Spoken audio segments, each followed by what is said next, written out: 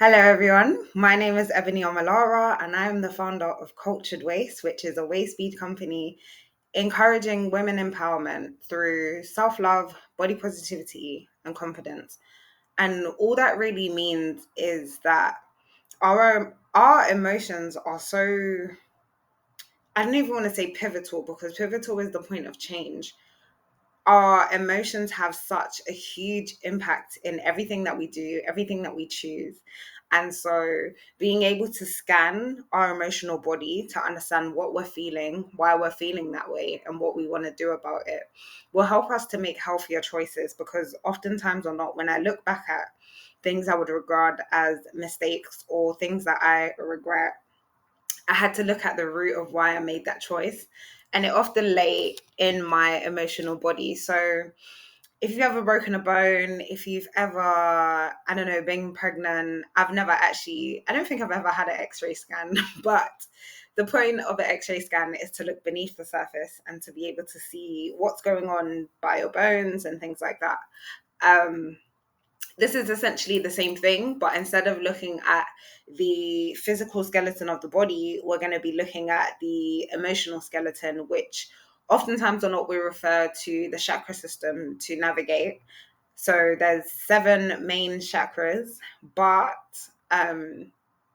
apparently there's like loads, hundreds, many more. So what I'm going to be going through today is just a few steps that you can take to start building the relationship between you and your emotions, and therefore with yourself, and shift your life by empowering yourself to make better choices.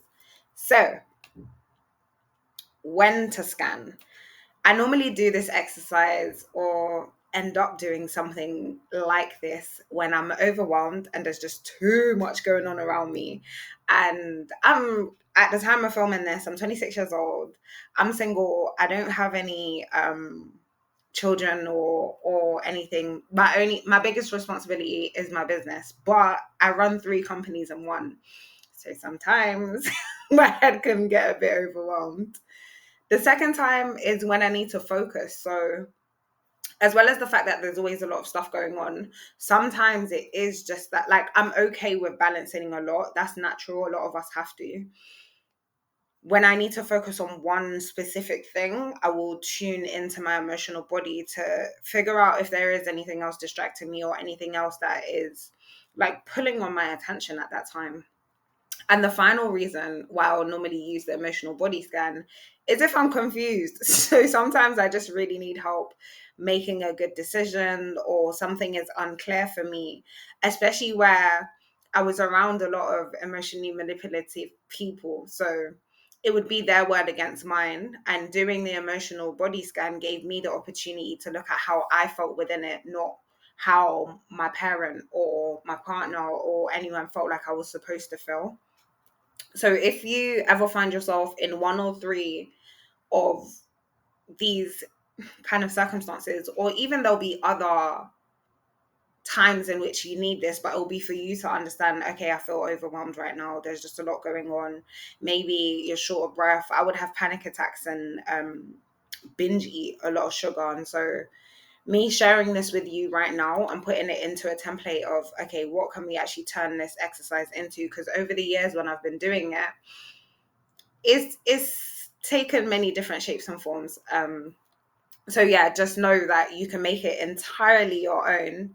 And next, we're gonna go through things to make sure of before you scan. So the first three things that I wanted to mention is to make sure that you're in a safe space. And we've heard a lot about that in recent years. And all that being in a safe space means is that you feel comfortable being vulnerable. You know that there aren't people there that are going to gaslight you. You know that if you need to cry, you can let your tears out without people saying, why are you crying for this or that? In my experience, got very hectic. um, or even trusting that whatever you're going through is safe, because that was another thing for me where my experiences will very quickly turn into family group chat gossip, and I didn't feel respected in that. The second thing will be patience. And so when we're going through our emotions, from the happiest to the saddest, from the angriest to the most loving, it's very important to be patient with ourselves, because one thing I've done before is beat myself up for feeling anger in the first place, and that self-loathing, like, internalize the anger instead of looking at why I was actually angry and what's making me feel that way, etc. And then on the other side of it, sometimes I could get too excited in a good feeling and try and reach out to someone. And when they don't reciprocate that, forget that this emotional work I'm doing on myself means I feel better. It doesn't mean that they feel better. It doesn't mean that the situation is better, but it means that the way in which I show up to it is different. And so that patience is going to be important as well. And the final thing is support. And so making sure that you know who you can call or who you can go to if it does go very, very left. Like, if you end up crying so much that you can't stop, there are support services. You may have family and friends that you want to speak to, but if you don't, there are definitely some people that you can get in touch with. What I will try and do is put some numbers below, but where this is international, I would say to just search online for any 24-hour helplines, to be honest, and they can direct you in the right place. So the three things that you want to make sure immediately before your session is that you are in a comfortable seat. And so right now I'm sitting on a chair. Oftentimes or not, I will do it sitting cross-legged on the floor. Sometimes I do it lying down in my bed. It's completely up to you. You can do it standing up on the grass. Wherever you feel most comfortable is where you should do this. The second thing is about personalized tools. And all I mean by that is things that carry significant meaning to you or value. And so I will have my waist beads on me. Sometimes I will have my crystals. I have some ornaments and stuff. I have a bell. It might be sage, Palo Santo, Florida water, whatever it is that's gonna help you to feel, I guess, centered, just to feel like everything is about you. So when it comes to sage and Palo Santo and things like that, those, they clear the energy around you so you can focus on yourself, if that makes sense. And the same with the waist beads. So having some personalized tools there. It could also be a teddy bear. I forgot about that. The next thing that you want to make sure you have is either a journal or just a piece of paper to write down some stuff. It could be your observations, it could be affirmations, it could be that you want to draw as things are coming up if you don't feel comfortable communicating it in written word. Just something to scribe and scribble. And so those are the 6 things that you want to be clear of, or make sure you're aware of what your plan is beforehand. Going into the emotional body, the first thing that you want to do, now I want to explain, this is just a tutorial and then you go off and do it by yourself. We're not going to be doing it here together today, unfortunately. But the first thing that you want to do is breathe. And when it comes to breath work, there's loads of different ways that you can approach this. There's box breathing, where you breathe in for 4 seconds, hold it for 4 seconds, breathe out for 4 seconds, and hold it for 4 seconds. And with box breathing, the point is just to make a square. So it could be 4 seconds, it could be 7, it could be 2, it could be 12. That's completely up to you. You can also do, I don't remember the name of this breath, but someone called Andre Bright taught it to me, my Sierra Leone brother. But essentially you breathe in and you inhale. And at the end, that little like that I did, you just take in one extra breath. And it's supposed to be like a sharp, I guess, pull up. I'm not good with the technical terms of this stuff. But you will do that like final inhalation and then breathe out with a sigh in order to release any stress and tension.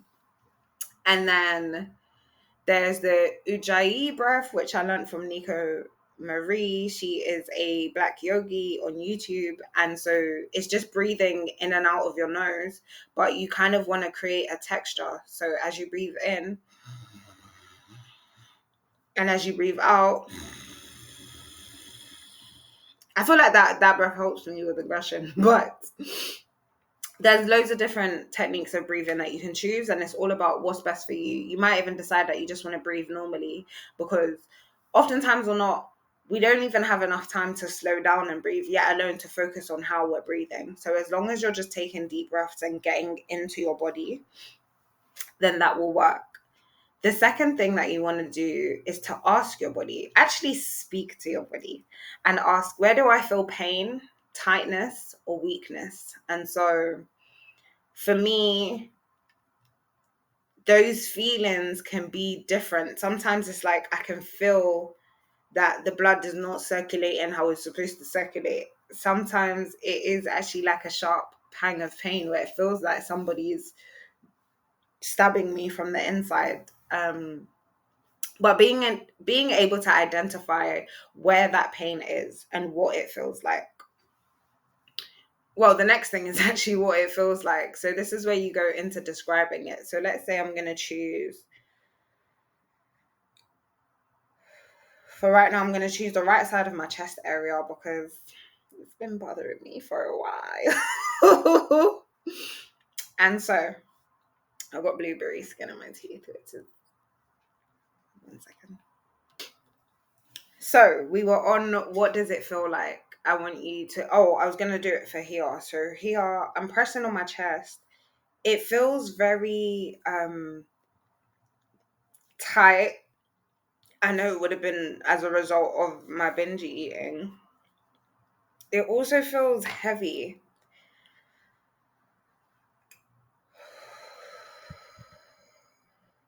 Um, and sometimes it goes to the back of my shoulder and like it feels like yeah, heavy. See, it's not, this is why I'm glad I'm doing this now, because it's not always going to be a straightforward answer. Sometimes you're just going to have to use the best analogy you can find, and right now it feels like somebody's literally like clamping my shoulder, so I can't move it and I can't really, I'm not too mobile, if that makes sense. And so the final question is, what does the pain remind you of? This feeling of feeling immobile, it it represents to me, or it reminds me of, like, say you're trying to leave somewhere and someone's holding your shoulder and they're like, excuse me, where you going? And they're going to pull you back.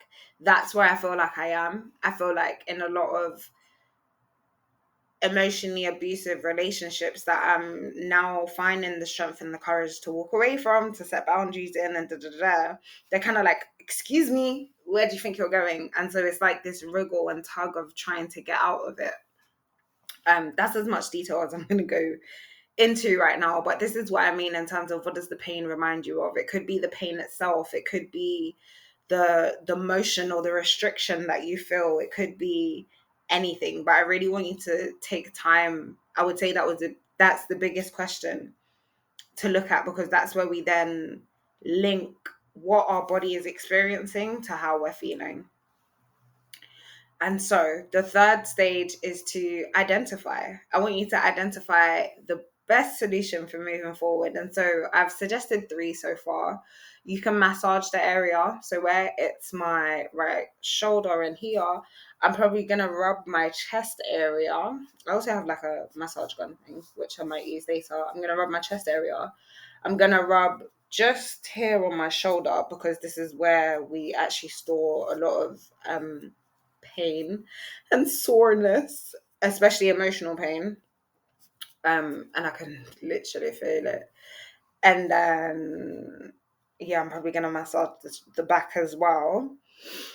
The next thing that you can do is move the section of the body. So where I was just massaging it, movement might be shoulder rolls, it might be boxing, it might be anything that's going to get this area of my body really in motion.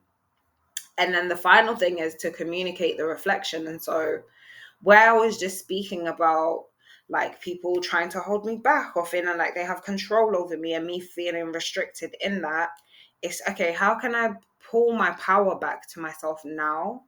And how can I set a boundary so that they know that they don't have the power to energetically do that? And so communicating that reflection and identifying the forward step for your emotional body will also help with the release of the physical pain. Because let's say now I decide to do boxing in response to this pain in my shoulder. As I'm boxing, I'm using this fighting spirit to fight for myself, to stand up for myself and say, no, you can't control me. You can't decide what I'm going to do. You can't pull me back to somewhere I don't want to be anymore. Um, and so that again ties the emotional into the physical and allows me to find a solution that works for me to heal both bodies, literally. So that is literally all there is to the emotional body scan. It's not too long, it's not too technical. Anybody can literally do it because you don't need any fancy tools, you don't need any equipment, you don't, it's literally just you, yourself, and you. Anyone can do it. And so, if you want to find out more about how to strengthen the relationship between you and your body, physical and emotional, using waist beads, or even without, then I would recommend you go to Amazon and get my book. It is $4.44 for the Kindle version and $7.77 for the physical. And what the book goes through is 3 ways in which we can, I don't want to say love ourselves, 3 ways in which we can take care of ourselves, in which we can nurture ourselves, 3 things in which we can implement or embody into our days to make sure that we are taking care of ourselves emotionally. And those are self-love, body positivity, and confidence.